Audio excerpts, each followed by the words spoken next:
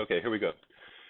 All right, thanks for waiting. All right, so I told you this is our first east-west comparison, and we're starting with the deepest roots. Notice, what are we comparing? We're comparing the Bible, which is the deep cosmic understanding of how the universe works from the Western perspective. Notice it's not truly Western because the Old Testament, the book of Genesis, is that Western? Tell me what it is more accurately. Middle East, right? This is Israel. This is the Middle East. These are a Semitic people. They're not a Caucasian people. These are Hebrews. They're not Christians. All of you do understand that, right? The Old Testament is the Hebrew Bible. It's called the Tanakh to the Jews. And the Jews don't believe in the New Testament. They're not Christians, right? The Christians came along and took the Hebrew Old Testament and adapted it to their own beliefs and added their New Testament to it, none of which the Jews believe, right? So I point this out for two reasons. A, you don't want to be culturally illiterate and think that when we're talking the book of Genesis, we're talking Christianity, because we're not. We're talking Judaism. B, I'll stop at that. So I want to point out to you something. I want to share with you something that came up in the anonymous feedback box last year and then was interesting at the end of the year. I have an anonymous feedback box. I don't have it for this class yet because it's harder to put it into, you just see me, I'm scrambling, right? Every day it's like, oh, Moodle, I've got the flu, whatever, I'm trying to migrate this class. So I haven't had a chance to do it with this class yet. Normally, I have a Google form that's embedded on our webpage, and it's called Anonymous Feedback Box, and it truly is that. And so all you have to do is right there, and it says, any criticisms, any suggestions, what works? Tell me so I can keep doing it. What doesn't work? Tell me so I can stop doing it. What could work better? Tell me so I can think about it, right? And so students do that. I have no idea who it is. Be constructive, be positive. I take criticism well. I love it. You're helping me be better, right? It's very Confucian, self-cultivation, self-improvement. And so a student last semester, when we finished this, was very offended and said, I didn't take this class to study, to think about the Bible and to criticize the Bible and blah, blah, blah, and was just very offended. And I didn't know who it was, and I was like, and so I had to, the next class, say, look, how many of you know what happened in the Boxer Rebellion? Who knows about the Boxer Rebellion from maybe world history? Can you please share that with us, David? Basically, the Chinese didn't like the British being occupying the part of China, so they had an uprising where basically there's a group called the Boxers who they're kind of a cult, religious kind of group. Yep. And they wanted to chase out the British very violently. So they had an uprising, and even the Queen at the time joined the rebellion, and basically all of the Western nations just quickly put it down. All the Western, okay. And let me give a little bit more clarification on that. It wasn't the British that they were angry at. It was all of the Westerners, and it was particularly Christian missionaries. Christian missionaries had come into China. They had built churches. They had converted sons of Confucian fathers to Christianity and told those sons and daughters, you cannot do ancestor rituals. That's against the Bible. You're worshiping other gods. And so families were torn apart, all sorts of stuff. And then there was more stuff that we'll get into later. But in any case, this led to the fall of the 2,000 year from the Qin to the Qing, from 220 BCE until 101 years ago. That's 2,100 years of a civilization that was stable and lasted until, of all the weird things, the Chinese just went berserk over Christians in their country, and they started killing them.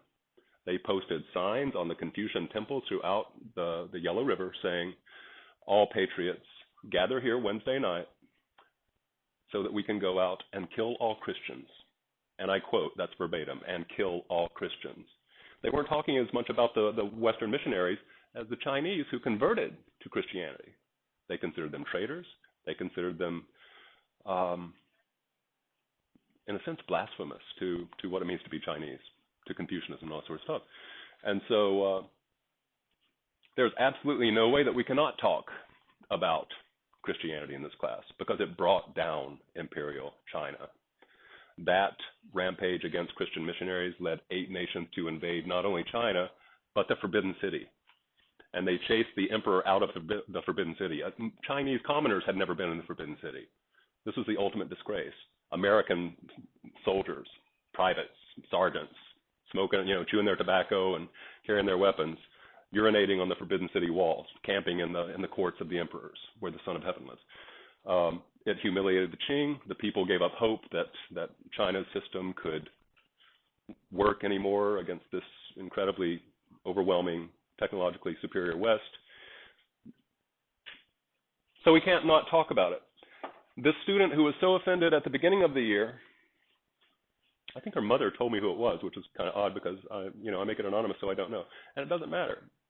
At the end of the year, the student, you can go and you can find it on the evaluation form that I shared with you. The student said, at the beginning of the year, I was confused, I was concerned, I was disturbed about this, but by the end of the year, I understand. And so I hope that any of you who might be offended by thinking critically about how two different cultures, the Hebrew of the Genesis and the Chinese, they're both the root cosmological worldviews. I hope any of you who might be offended by that, hear me and deal with it. Because when you go to college, guess what? It's all about critical thinking. This has nothing to do with anything other than let's think about the world and all these different cultures on the world. East-West comparisons, here we go. So cosmology, how does the world work? What you have in front of you is a packet of very short length. If you flip through it, you'll see that most of the pages are white space, right? So it's not as long as it looks. Yeah, you need one.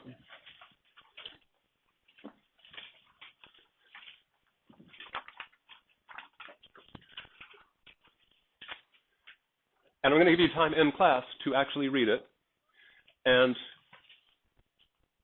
fill out this front page. I will, would you like me to print out a separate front page so that you can actually have it next to the packet as you read and you can just go from one to the other, putting your notes?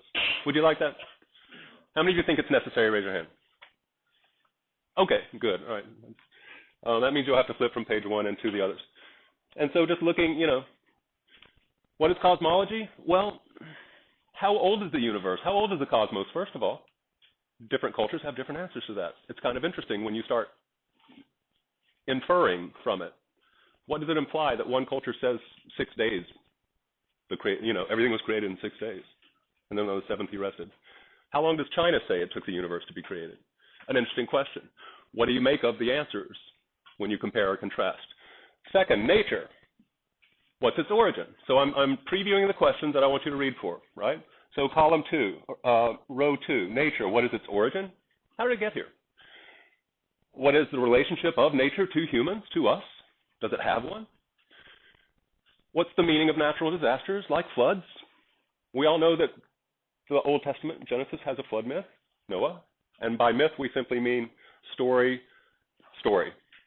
Not true, not false, just story that tries to explain things. The flood of Noah tries to explain why floods happen and so forth. China has a flood myth too. The Dayu, the Great Yu, and the flood.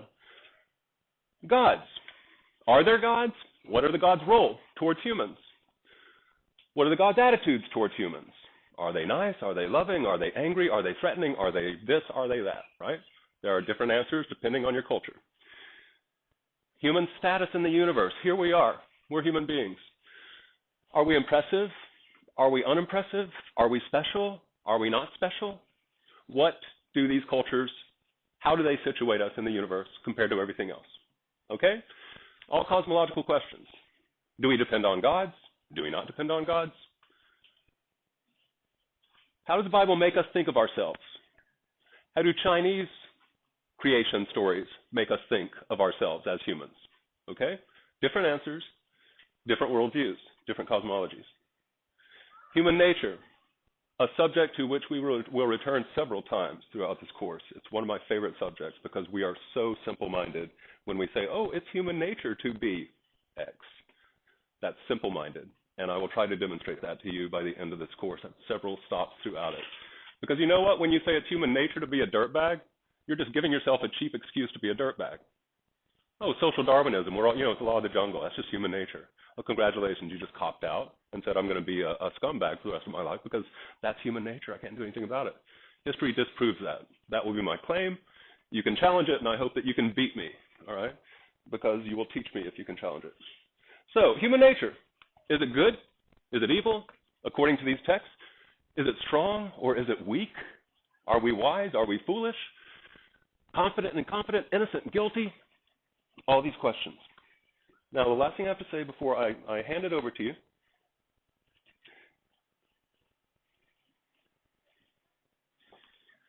is the skill of annotation itself.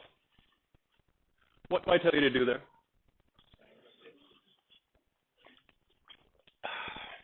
So I'm going to give you the answers to number 1 because it's very simple, right? And I want you to write it in here as just an example of how I expect you to annotate. I expect text, as in detail, not just page number. That's lazy. Do not be lazy in this class, right? It takes like 3 ounces of extra energy to actually write 5 words in here that summarize the main idea instead of just putting a page number. And you would not believe how lazy 50% of students at this school are. They'll just put a page number. No, because you know what? You're looking at this and it helps you like go, oh, that's the page number. So please just take very, very brief bulleted notes. So here's the answer to in the Bible. You know the answer to that, right? How long did it take to form the universe in the Old Testament? 6 days, not 7, because God rested on the 7th. He finished on the 6th. He was tired. He rested the next day. And cite that source. That would be Genesis, book 1. Chinese. Anybody know how long it took? 18,000 years. An interesting contrast, isn't it? What does that suggest about the difference in the way these two cultures see the world? One says it took 6 days. One says it took 18,000 years. There are a million answers to that. Oh, thank you. So do you have any questions? Please put the details here. You will be writing a piece on this, Hebrew-Chinese dialogue. You will actually imagine a Hebrew and a Chinese in whatever situation that you want to invent imaginarily. They can appear in the middle of a desert. They can appear in a tea house on a mountain. And you've got an ancient Hebrew of the Old Testament days and an ancient Chinese. And they're talking to each other and like going, really? That's what you think, right? And they're reacting to each other. In order for you to yourselves show your understanding of how these two cultures would see each other and react to each other's points of view. I'm done. Do you have any questions? Yes, Taka. The sources are in every one of the documents. So document 1 is the Old Testament. Document 2 on page 5. You see that they are, you've got the documents listed. And so you can just put source document 6. Right? Oh, and I made a mistake because I've got more than one document 6. But whatever. You can put the name of the document, whatever. Okay, the time is 10:20. This class is over at 11:20. So I'm going to give you 25 minutes to read these, take your notes, and then I want you to discuss amongst yourselves, and then we'll have a quick seminar about it, or discussion. Put your name on the front so that if you lose it, I know. Yeah, thanks.